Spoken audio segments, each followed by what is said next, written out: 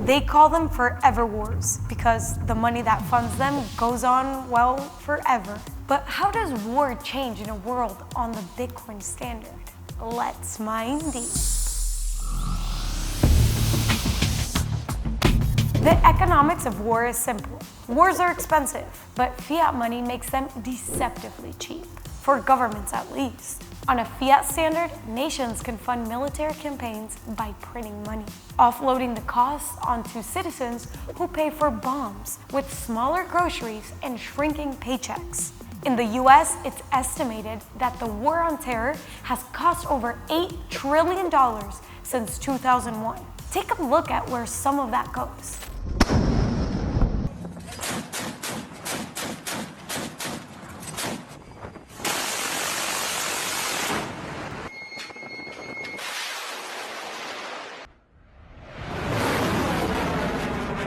In a world on a Bitcoin standard, what you just saw is no longer an option. Let me explain. Governments can't create Bitcoin out of thin air to fund their ambitions. Every Satoshi spent must be earned, taxed, or borrowed, forcing leaders to carefully weigh the cost and benefits of conflict. Historically, nations went to war with clear objectives: acquire valuable land, seize resources, or gain access to trade routes. Wars had to deliver an ROI because fighting a war was like running a business that literally has to boom or it busts. Then fiat money came along and broke the system. With unlimited printing, wars didn't need to achieve an ROI directly. Instead, they just had to keep the military-industrial complex humming. Missiles and tanks flowed endlessly to contractors who conveniently funneled campaign donations to the politicians greenlighting the next crusade. It's why the US spent $2.3 trillion in Afghanistan only to replace the Taliban with, well, the Taliban. But on a Bitcoin standard, suddenly war gets a lot harder to justify. Imagine two nations on the Bitcoin standard itching for a fight. They can't just conjure money out of thin air to fund their armies. Every bullet, tank, and soldier must come from real reserve or direct taxation, aka asking citizens to hand over their hard-earned, scarce Bitcoin to fund their efforts. And let's be real, convincing people to part with hard money is like asking your dog to share its bone. Suddenly, the question isn't, can we afford this war? But do we really need this war? Bitcoin brings us back to the first principles of conflict. Wars would once again need clear, tangible benefits for an entire population, not just a few corporations or senators. We came, we saw, he died. This is why Bitcoin changes everything. When nations can't fund wars with hidden inflation, they're forced to confront the true costs. Diplomacy, trade, and corporations become far more appealing than running deficits for unwinnable crusade. So why should you care? Bitcoin doesn't just change how we think about money. It forces us to rethink everything, including war. Imagine a world where wars were fought only out of the absolute necessity of self-preservation, not to justify a budget or prop up an empire. But more than that, what does peace bring? Without the constant term of war, resources, innovation, and talent could be redirected towards solving problems that actually improve our lives. What would a world look like if engineers designed energy systems instead of bombs? And economists debated how to save wealth rather than how to spend it. Bitcoin doesn't promise to end all conflicts, but it offers us a chance to hit the reset button on how societies operate. So the question isn't just, can Bitcoin end forever wars? It's, how do we build a society where war isn't even an option? Don't miss Luke Rudkowski Backstage. You're known for spitting facts. What is one thing that shocks you the most that people don't grasp yet? If you want me to go down the rabbit hole, it's just how absolutely ruthless and evil the entire establishment is, and how everything top down is ruled by sociopathic pedophiles. Epstein Island, all of them go there. All of them are connected with like secret societies. They do some really dark, really sinister stuff. And if you look at the Bohemian Groves, the rituals, it's kind of in our face. They kind of show us a little bit what they do. But truly, when you look into everything around our society, everything that's mainstream, everything that they tell us to do, everything that they tell us to follow and the footsteps to walk in, it all leads down to a very negative, dark, energetic place until you start being a rebel, until you start actually listening to alternative sources, independent media, and checking things out and doing your own independent research. Then you realize, they're evil. And they're ruled by forces of evil. But Trump did float the idea around of releasing the JFK files, a lot of other kind of classified files dealing with Epstein as well.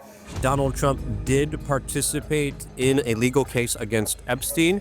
He was one of the few prominent people that actually was able to help some of the victims here. There's other people bringing up his past with him as well, other people questioning his past with him as well.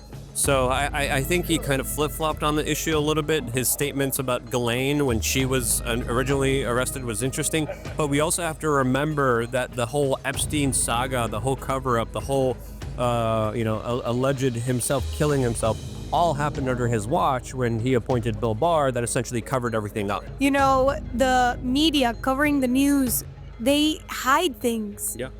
No, I think things are definitely escalating in very grand proportions to the point where a lot of the powerful people are kind of scrambling themselves, trying to figure out what's really going on in society and trying to kind of rig them in their favor. But they're also dealing with unprecedented amounts of individuals finally being able to speak to each other.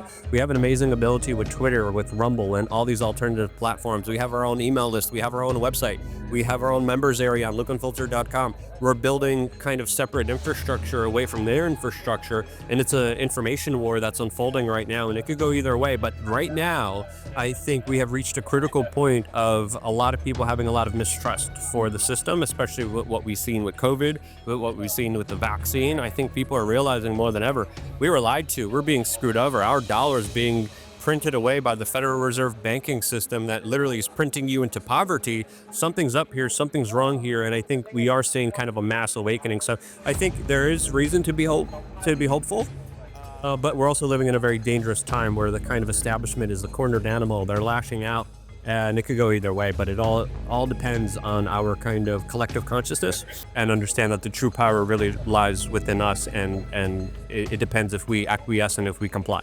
And how has Julian Assange case impacted you as a journalist? Oh, that was huge. The Julian Assange case was a very important case, and what happened to him recently gives us hope. He was freed. He's with his family. He's hiking. He's on the beach. He's in nature. He's free. He's not in solitary confinement anymore. Ever since the early onset of WikiLeaks, we were always talking about their larger disclosures, putting pieces together. We broke the spirit cooking story that was originally released by WikiLeaks that no one else kind of put the pieces together until we did. That unfolded how, again, we'll get into this stuff if you want. I don't know, you told me controversial, I'll give you controversial. How elites literally freaking take all of their liquids, blood, spit, tears, and literally write words on the walls in order to summon in demons. That's literally what a lot of the kind of establishment people do. They call it spirit cooking. Was found out through WikiLeaks, was found out through one of their kind of revelations, and our team broke it first before anybody else. And then, of course, we got the crazy video footage of Marina Abramovich actually doing it.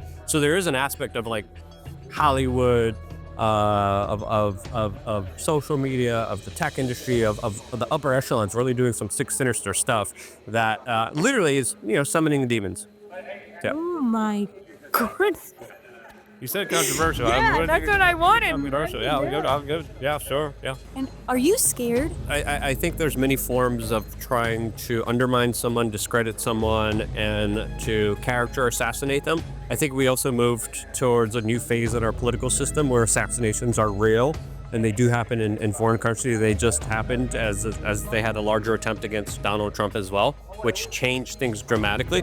But I refuse to live in the paradigm of fear. I refuse to live in a paradigm where my energy, my consciousness is controlled by them. And I think a lot of people already live in fear. I think a lot of people already are kind of acquiescent to this, and I think that's where they wield most of their power. So once you're fearless, once you get rid of that fear, you get rid of their control. And I refuse for them to control me, and I refuse for them to dictate my life and my choices. And at the end of the night, when I go to sleep soundly, because I know I'm telling my full truth. I know I'm expressing myself, and that to me is worth more than anything.